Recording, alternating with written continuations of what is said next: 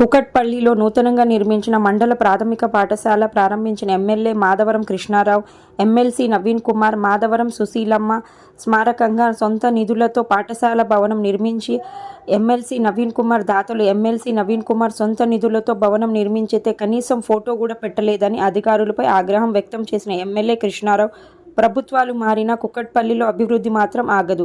MLA Krishnarao శిథిలావస్థకు చేరిన పాఠశాల భవనాల స్థానంలో మరికొంతమంది దాతలతో నూతన పాఠశాల భవనాలు నిర్మిస్తాం. ఎమ్మెల్యే కృష్ణారావు 100 సంవత్సరాలు కట్టినటువంటి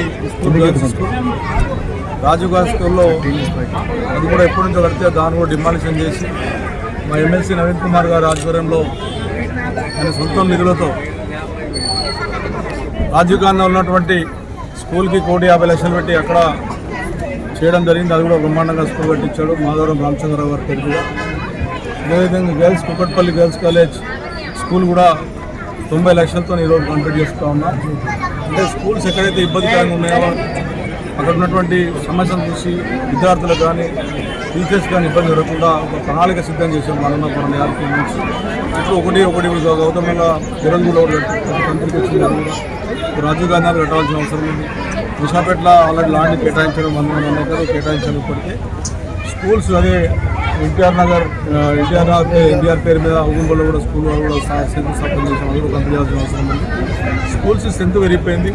ఇంతకుముందంటే గతంలో తెలంగాణ రాష్ట్రం రాకముందు అప్పుడేమో గవర్నమెంట్ స్కూళ్ళలో చదవాలంటే భయపడేవారు.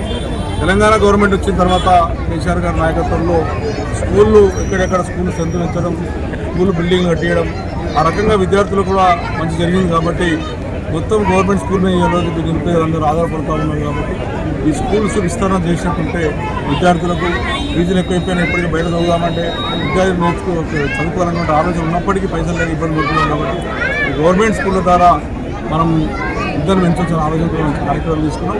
రాష్ట్ర ప్రభుత్వం కూడా దీనికి నిధులు శాంక్షన్ చేసి ఇంకా కొన్ని బిల్డింగ్స్ కట్టించవలసినటువంటి అవసరం ఉందని చెప్పి విజ్ఞప్తి చేస్తా ఉన్నాను. ఈసారి అసెంబ్లీలో ఖచ్చితంగా ముఖ్యమంత్రి గారి దృష్టికి తీసుకెళ్ళి ఖచ్చితంగా స్కూళ్ళ మీద ప్రత్యేకంగా ఒక నిర్మాణం ఇచ్చి కుకట్పల్లి స్కూల్లో ఉన్నటువంటి సమస్యలన్నీ పరిష్కరించడానికి కూడా నేను రిక్వెస్ట్ చేస్తానని చెప్పేసి నేను చేస్తాను.